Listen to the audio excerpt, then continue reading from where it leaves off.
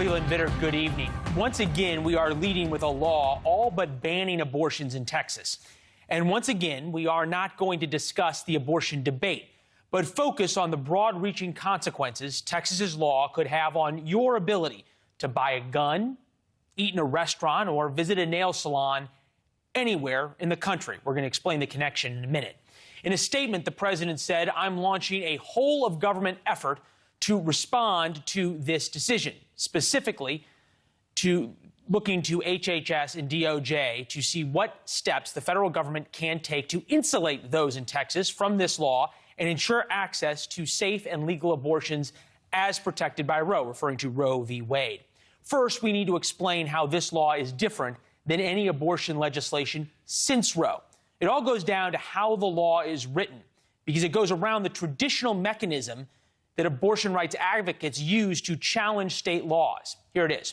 Rather than restricting abortion from the state, it hands that power to private citizens, allowing them, private citizens, any private citizen, to sue any abortion clinic, provider, or insurance carrier that participates in an abortion after 6 weeks, with a minimum civil damage of $10,000. The Washington Post reports this effectively stops 85% of abortions in Texas. We have this covered from three angles. Former Obama White House official Johanna Mosca on how this affects Democratic politics, Bob Cusack, editor-in-chief of The Hill, on how the White House will use the federal government, and Josh Blackman, law professor from the University of South Texas, on how this law could be weaponized by blue states to, example, ban gun sales.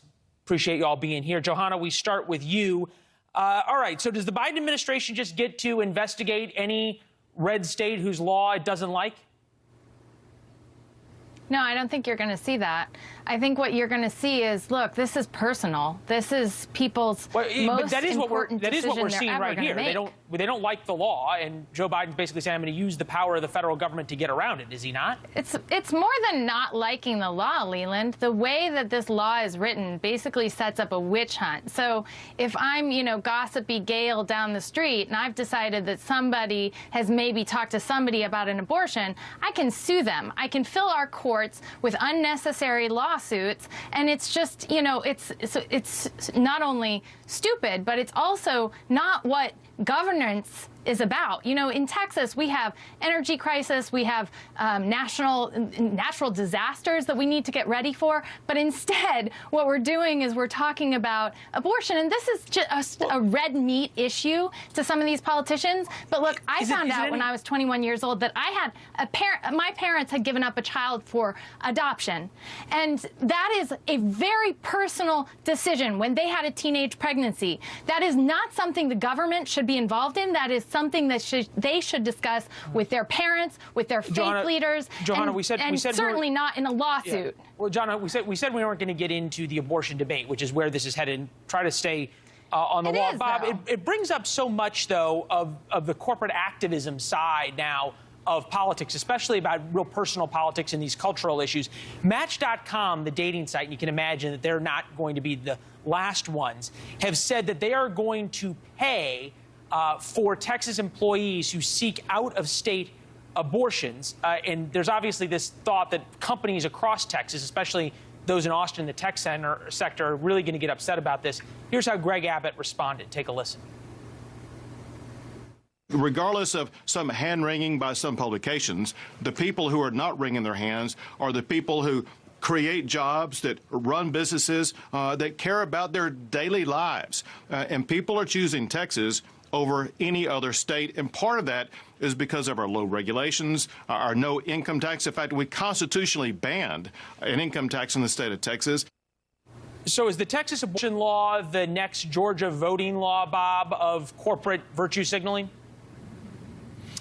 I don't think so. I don't think to that degree. I think, corporate America wants to be very much involved and has been involved in voting rights. And certainly, remember, the All-Star game, Major League Baseball, moved it from Atlanta because of that reason.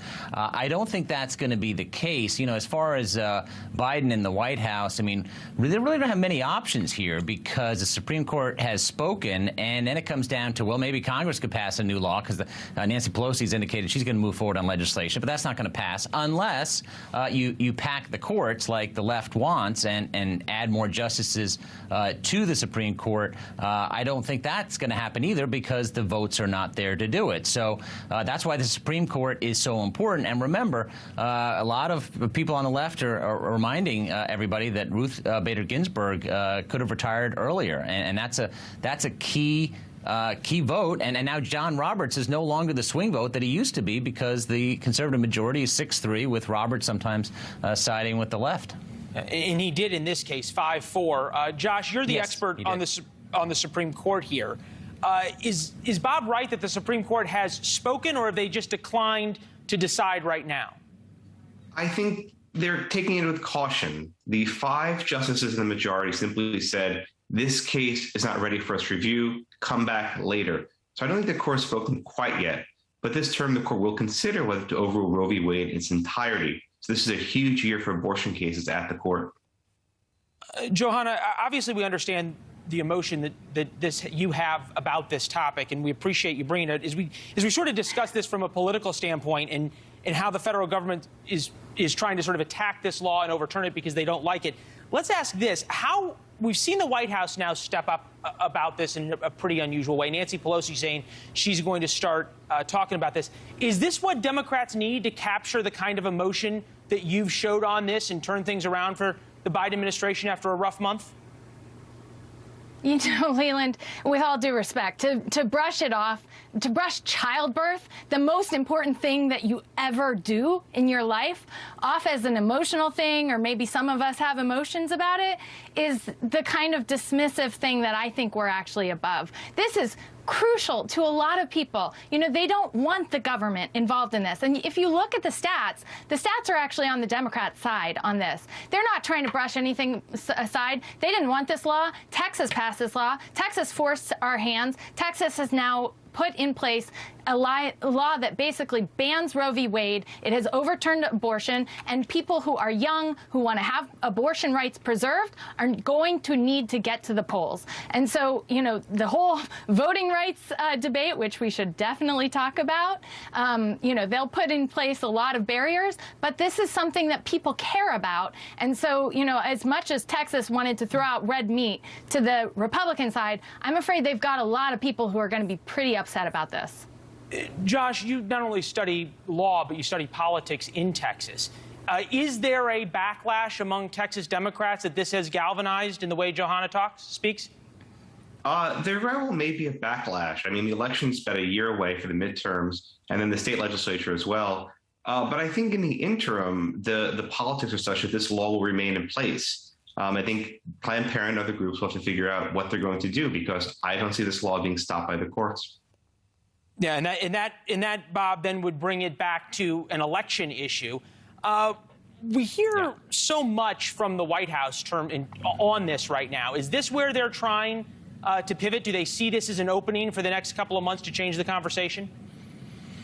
Well, Leland, as you know, they would love to change the conversation from Afghanistan, which has really been a disaster for the White House. At the same time, they're heading into a tough stretch where they've got to pass this infrastructure bill. There's all the infighting with Democrats and progressives. The party is fighting with one another. I do think that it helps Democrats because in some ways it's going to fire up both bases. But Democrats will be able to say, if we got to keep the Senate, because Mitch McConnell has said he's not going to basically act on any Biden nominee if Republicans take back the Senate. So obviously that would be a Supreme Court nomination. We've seen McConnell do that before. So that's going to fire up the left to come out in the election and hold the Senate. And certainly Republicans are going to be trying to fire up their base, because this is obviously such a core issue for both parties, which obviously they disagree mightily on. As we could tell by the discussion just now, I want to thank you all. To your point, Bob, AOC's already said Democrats can either abolish the filibuster and expand the court or do nothing. So battle lines drawn with the progressives. Thank you all. Appreciate it.